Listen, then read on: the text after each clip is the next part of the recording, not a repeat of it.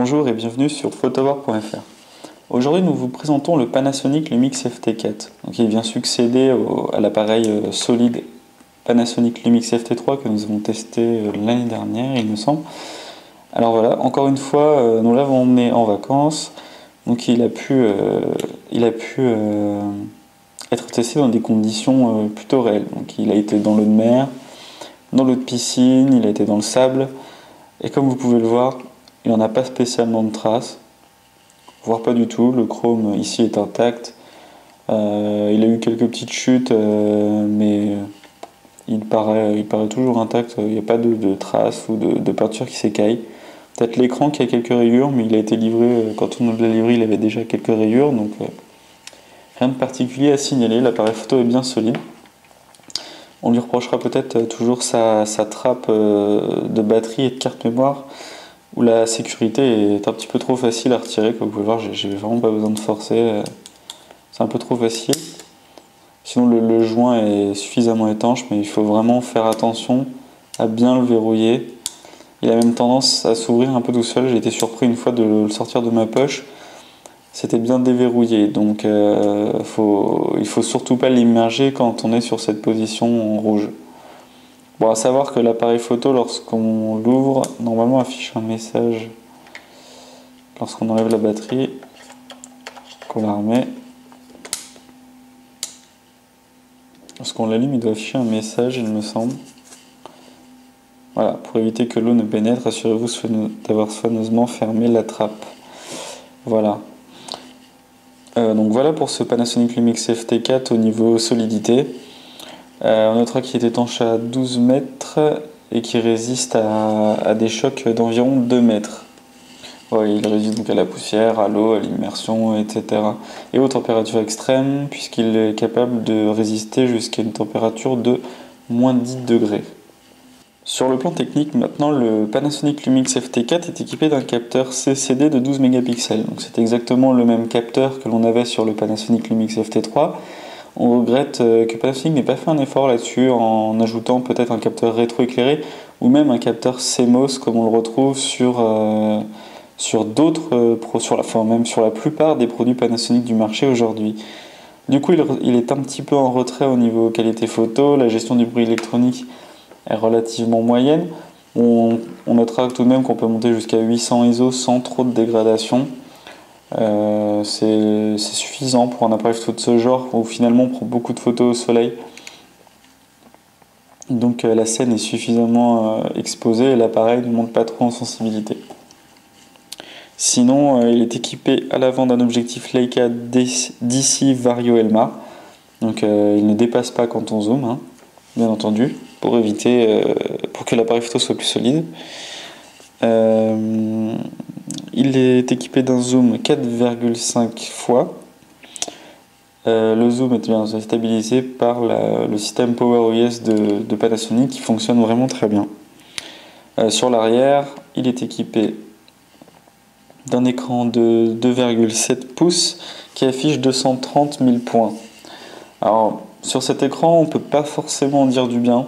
Déjà, il est légèrement petit par rapport à ce qu'on a vu chez la concurrence, par exemple avec le Nikon AW100, le premier appareil photo numérique solide de Nikon. La résolution est seulement de 230 000 points, comme je viens de le dire. La concurrence est au-delà. La moyenne se situe plutôt à 460 000 points. Du coup, c'est pas forcément très très joli. Ça, c'est vraiment dommage. Cependant, les boutons de navigation sont plutôt faciles à manipuler, ils ressortent. C'est que du coup, en plongée, c'est relativement simple à utiliser. Défaut par contre, c'est le bouton d'enregistrement vidéo. Comme vous pouvez le voir, il est dans un petit renfoncement ici, il ne dépasse pas. Donc il est un petit peu difficile d'accès si vous avez des gants par exemple. Donc au ski, très embêtant. Ou en plongée profonde avec des gants, c'est très embêtant également. Du côté des menus, le Panasonic Lumix FT4 est plutôt simple d'utilisation. Donc voilà, on a un bouton ici menu. Ensuite on peut choisir juste ici son mode d'enregistrement. Plutôt les réglages pour le mode d'enregistrement sectionné, comme voici. La même chose pour la vidéo. Donc on notera ici qu'on peut choisir entre AVCHD et MP4. Ça c'est nouveau de cette année chez Panasonic ou peut-être même certains modèles de la génération précédente. On peut également accéder au réglage de la puce GPS. Donc une puce GPS qui consomme pas mal d'énergie mais rien de bien décevant. Au final on arrive tout de même à capturer presque 200 photos sans flash bien entendu. La puce GPS est activée en permanence. On peut accéder ici également au réglage de l'appareil classique. Ensuite, on peut également choisir son mode d'enregistrement. Donc on a un bouton dédié pour ça, juste ici, le bouton mode. Donc on peut passer d'un mode à l'autre. Donc on trouve bien entendu le mode auto-intelligent de Panasonic, le mode tout automatique que les plus débutants préféreront utiliser. Ensuite nous avons le mode programme AE, celui que personnellement j'utilise le plus souvent puisque c'est un mode automatique mais moins assisté. Ensuite nous avons un mode d'exposition manuelle, donc c'est pas forcément nécessaire sur ce type d'appareil mais les amateurs de photos seront bien contents de pouvoir l'utiliser de temps à autre. Ensuite nous avons un mode sport, normal sur ce type d'appareil, un mode neige, un mode plage et plongée libre, un mode sous-marin, un mode effet miniature, donc ça donne un effet maquette à votre photo, un mode scène, enfin là, plutôt la sélection de mode scène, et un mode de photo 3D. Donc on retrouve bien entendu les modes scène assez classiques. Comme vous pouvez le voir, on a toujours des pictogrammes assez simples chez Panasonic. Certes, ils sont très compréhensibles, mais ça mériterait quand même une petite évolution. Voilà, donc là je suis en mode panorama.